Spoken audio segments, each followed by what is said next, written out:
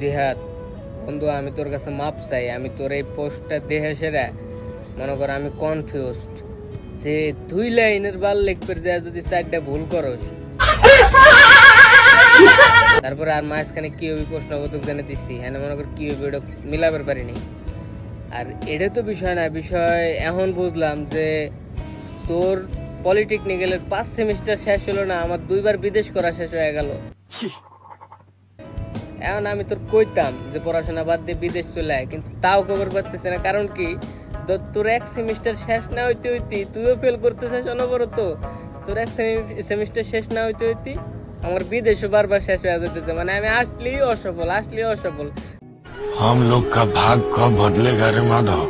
তোর আর আমার কপাল সেমই, কিন্তু মনে কর তুই দেশে অল্প খরচে মনে কর বাপের গোয়া মারতে চাস, আর আমার একটু বেশি খরচ হইতেছে।